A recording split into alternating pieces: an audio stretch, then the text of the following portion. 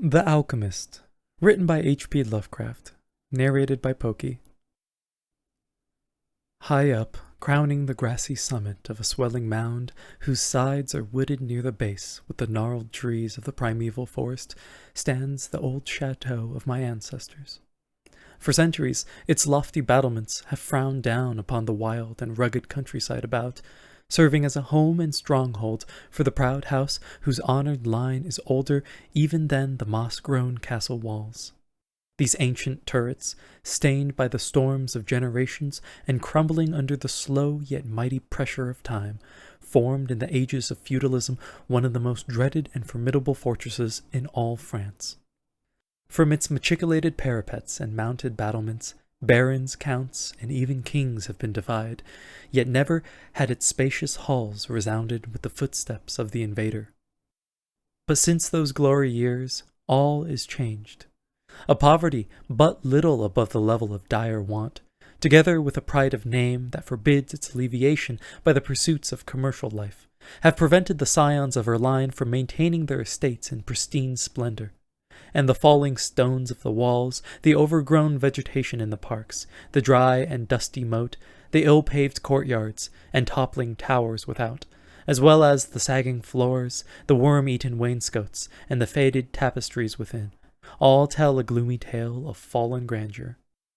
As the ages passed, first one, then another of the 4 great turrets were left to ruin, until at last but a single tower housed the sadly reduced descendants of the once mighty lords of the estate. It was in one of the vast and gloomy chambers of this remaining tower that I, Antoine, last of the unhappy and accursed Comte de K, first saw the light of day, 90 long years ago.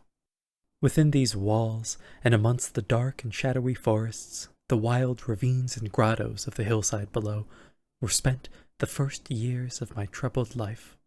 My parents I never knew. My father had been killed at the age of 32, a month before I was born, by the fall of a stone somehow dislodged from one of the deserted parapets of the castle, and my mother having died at my birth, my care and education devolved solely upon one remaining servitor, an old and trusted man of considerable intelligence, whose name I remember as Pierre. I was an only child, and the lack of companionship which this fact entailed upon me was augmented by the strange care exercised by my aged guardian in excluding me from the society of the peasant children whose abodes were scattered here and there upon the plains that surround the base of the hill. At the time, Pierre said that this restriction was imposed upon me because my noble birth placed me above association with such plebeian company. Now I know that its real object was to keep from my ears the idle tales of the dread curse upon our line that were nightly told and magnified by the simple tenantry as they conversed in hushed accents in the glow of their cottage hearths. Thus isolated and thrown upon my own resources, I spent the hours of my childhood in poring over the ancient tomes that filled the shadow-haunted library of the chateau, and in roaming without aim or purpose through the perpetual dusk of the spectral wood that clothes the side of the hill near its foot. It was perhaps an effect of such surroundings that my mind early acquired a shade of melancholy. Those studies and pursuits which partake of the dark and occult in nature most strongly claimed my attention. Of my own race I was permitted to learn singularly little, yet what small knowledge of it I was able to gain seemed to depress me much. Perhaps it was at first only the manifest reluctance of my old preceptor to discuss with me my paternal ancestry that gave rise to the terror which I ever felt at the mention of my great house. Yet, as I grew out of childhood, I was able to piece together disconnected fragments of discourse, let slip from the unwilling tongue which had begun to falter in approaching senility, that had a sort of relation to a certain circumstance which I had always deemed strange, but which now became dimly terrible. The circumstance to which I allude is the early age at which all the Comte of my line had met their end. Whilst I had hitherto considered this but a natural attribute of a family of short-lived men, I afterward pondered long upon these premature deaths, and began to connect them with the wanderings of the old man, who often spoke of a curse which, for centuries, had prevented the lives of the holders of my title from much exceeding the span of 32 years. Upon my 21st birthday, the aged Pierre gave to me a family document which he said had for many generations been passed down from father to son and continued by each possessor. Its contents were of the most startling nature, and its perusal confirmed the gravest of my apprehensions. At this time, my belief in the supernatural was firm and deep-seated, else I should have dismissed with scorn the incredible narrative unfolded before my eyes. The paper carried me back to the days of the 13th century, when the old castle in which I sat had been a feared and impregnable fortress.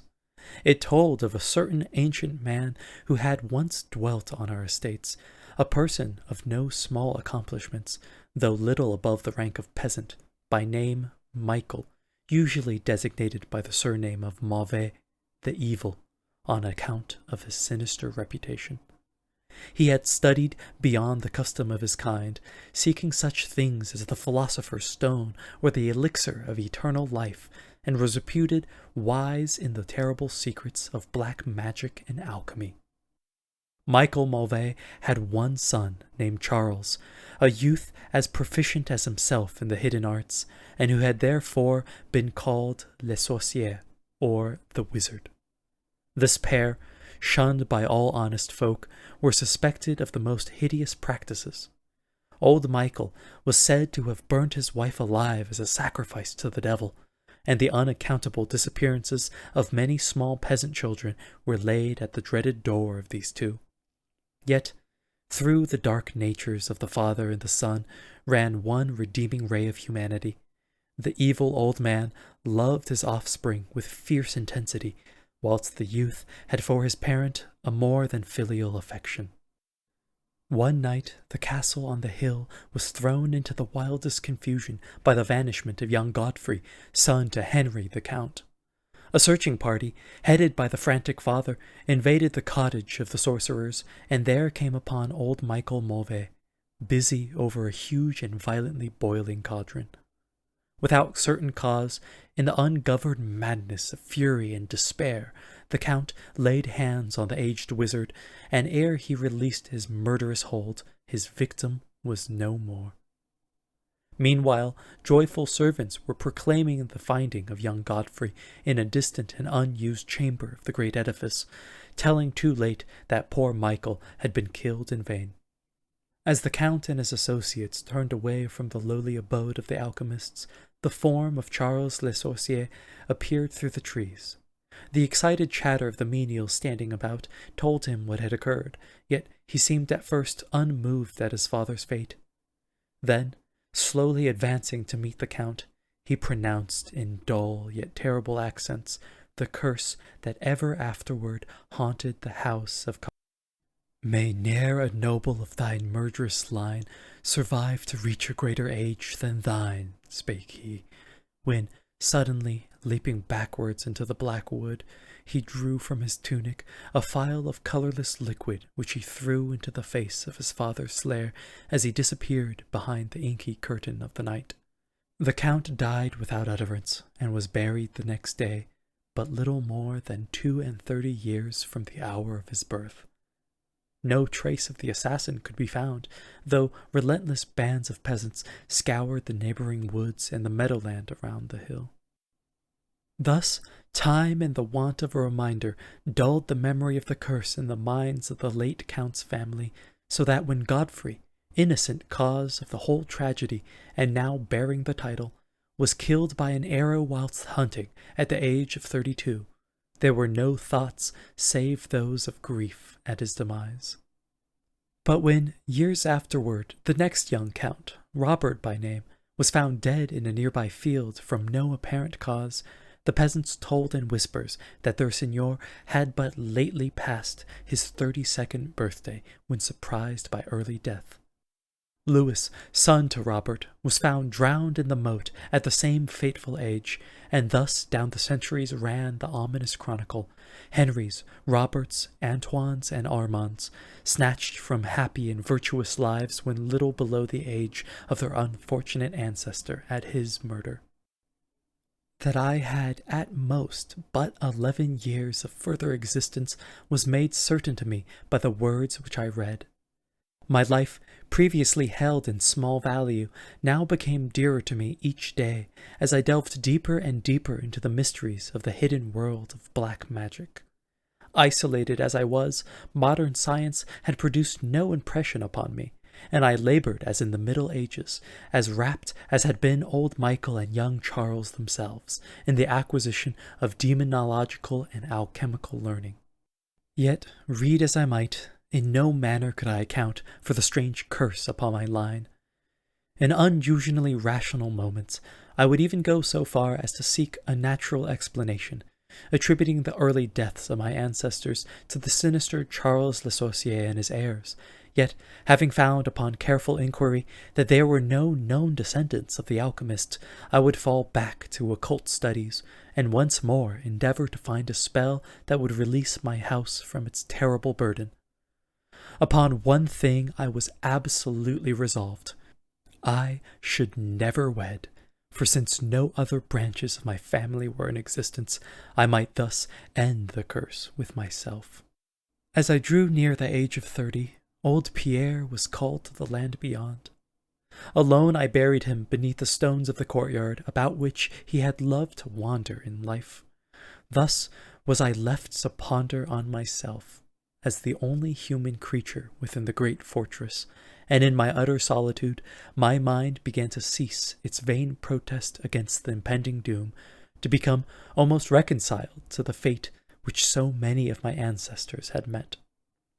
Much of my time was now occupied in the exploration of the ruined and abandoned halls and towers of the old chateau, which in youth fear had caused me to shun, and some of which, old Pierre had once told me, had not been trodden by human foot for over 4 centuries. Strange and awesome were many of the objects I encountered. Furniture, covered by the dust of ages and crumbling with the rot of long dampness, met my eyes. Cobwebs in a profusion never before seen by me were spun everywhere, and huge bats flapped their bony and uncanny wings on all sides of the otherwise untenanted gloom. Of my exact age, even down to days and hours, I kept a most careful record, for each movement of the pendulum of the massive clock in the library told off so much more of my doomed existence. At length I approached that time which I had so long viewed with apprehension. Since most of my ancestors had been seized some little while before they reached the exact age of Count Henry at his end, I was every moment on the watch for the coming of the unknown death. In what strange form the curse should overtake me, I knew not, but I was resolved, at least, that it would not find me a cowardly or a passive victim. With new vigor, I applied myself to my examination of the old chateau and its contents. It was upon one of the longest of my excursions of discovery in the deserted portion of the castle, less than a week before that fatal hour which I felt must mark the utmost limit of my stay on earth, beyond which I could have not even the slightest hope of continuing to draw breath, that I came upon the culminating event of my whole life. I had spent the better part of the morning in climbing up and down half-ruined staircases in one of the most dilapidated of the ancient turrets. As the afternoon progressed, I sought the lower levels, descending into what appeared to be either a medieval place of confinement or a more recently excavated storehouse for gunpowder. As I slowly traversed the niter-encrusted passageway at the foot of the last staircase, the paving became very damp, and soon I saw by the light of my flickering torch that a blank, water-stained wall impeded my journey. Turning to retrace my steps, my eye fell upon a small trapdoor with a ring, which lay directly beneath my feet. Pausing, I succeeded with difficulty in raising it, whereupon there was revealed a black aperture, exhaling noxious fumes which caused my torch to sputter, and disclosing in the unsteady glare the top of a flight of stone steps. As soon as the torch, which I lowered into the repellent depths, burned freely and steadily, I commenced my descent. The steps were many, and led to a narrow stone-flagged passage which I knew must be far underground. The passage proved of great length, and terminated in a massive oaken door, dripping with the moisture of the place, and stoutly resisting all my attempts to open it. Ceasing after a time my efforts in this direction, I had proceeded back some distance toward the steps, when there suddenly fell to my experience one of the most profound and maddening shocks capable of reception by the human mind. Without warning, I heard the heavy door behind me creak slowly open upon its rusted hinges. My immediate sensations are incapable of analysis. To be confronted in a place as thoroughly deserted as I deemed the old castle, with evidence of the presence of man or spirit, produced in my brain a horror of the most acute description. When at last I turned and faced the seat of the sound, my eyes must have started from their orbits at the sight that they beheld. There, in the ancient Gothic doorway, stood a human figure. It was that of a man clad in a skullcap and long medieval tunic of dark color. His long hair and flowing beard were of a terrible and intense black hue, and of incredible profusion. His forehead high beyond the usual dimensions, his cheeks deep sunken and heavily lined with wrinkles, and his hands, long, claw-like and gnarled, were of such a deathly marble-like whiteness as I have never elsewhere seen in man. His figure, lean to the proportions of a skeleton, was strangely bent and almost lost within the voluminous folds of his peculiar garment. But strangest of all were his eyes, twin caves of abysmal blackness, profound in expression of understanding, yet inhuman in degree of wickedness. These were now fixed upon me, piercing my soul with their hatred, and rooting me to the spot whereon I stood. At last the figure spoke in a rumbling voice that chilled me through with its dull hollowness and latent malevolence. The language in which the discourse was clothed was that debased form of Latin in use amongst the more learned men of the Middle Ages, and made familiar to me by my prolonged researches into the works of the old alchemists and demonologists. The apparition spoke of the curse which had hovered over my house, told me of my coming end, dwelt on the wrong perpetrated by my ancestor against old Michael Mauvais, and gloated over the revenge of Charles Le Sorcier. He told how the young Charles had escaped into the night, returning in after years to kill Godfrey the heir with an arrow, just as he approached the age which had been his father's at his assassination. How he had secretly returned to the estate and established himself, unknown, in the even then deserted subterranean chamber, whose doorway now framed the hideous narrator. How he had seized Robert, son of Godfrey, in a field, forced poison down his throat, and left him to die at the age of 32, thus maintaining the foul provisions of his vengeful curse.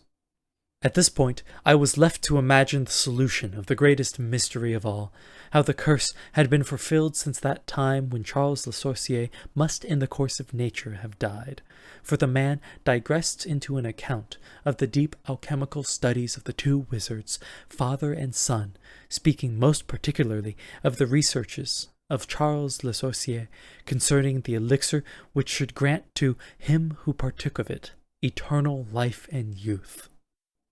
His enthusiasm had seemed for the moment to remove from his terrible eyes the hatred that had at first so haunted them, but suddenly the fiendish glare returned, and with a shocking sound like the hissing of a serpent, the stranger raised a glass phial with the evident intent of ending my life as had Charles Le Sorcier 600 years before ended that of my ancestor. Prompted by some preserving instinct of self-defense, I broke through the spell that had hitherto held me immovable, and flung my now dying torch at the creature who menaced my existence. I heard the phial break harmlessly against the stones of the passage as the tunic of the strange man caught fire and lit the horrid scene with a ghastly radiance.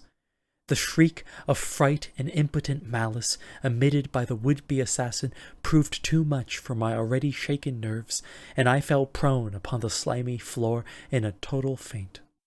When at last my senses returned, all was frightfully dark, and my mind, remembering what had occurred, shrank from the idea of beholding more, yet curiosity overmastered all.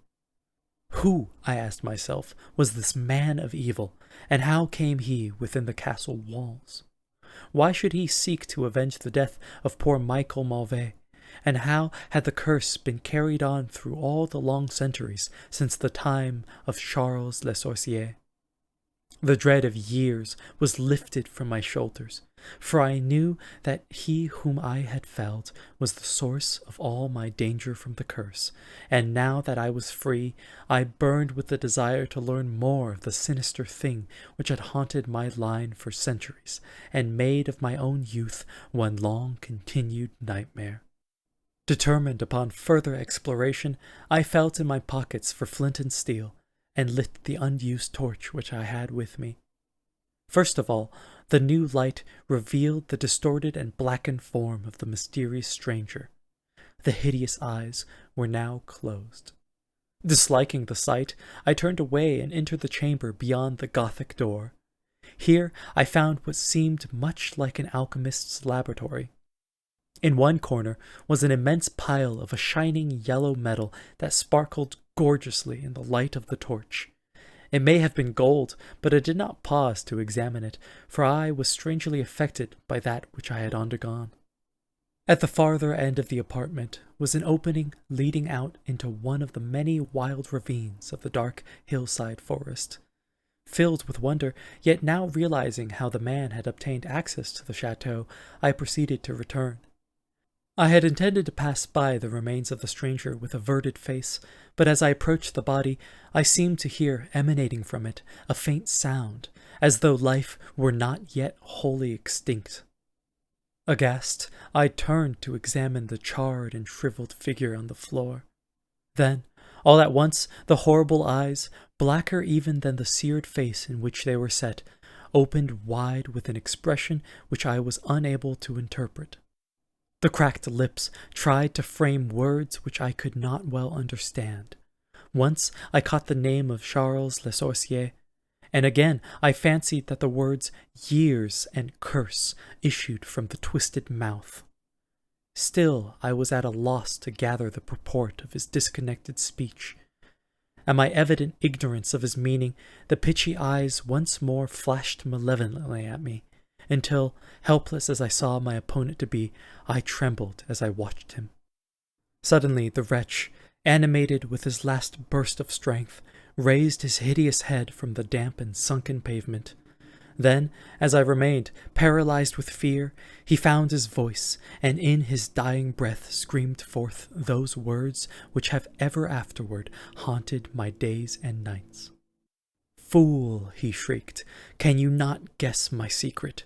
Have you no brain whereby you may recognize the will which has through 6 long centuries fulfilled the dreadful curse upon your house? Have I not told you of the great elixir of eternal life? Know you not how the secret of alchemy was solved? I tell you, it is I that have lived for 600 years to maintain my revenge, for I am Charles Le Sorcier." The end.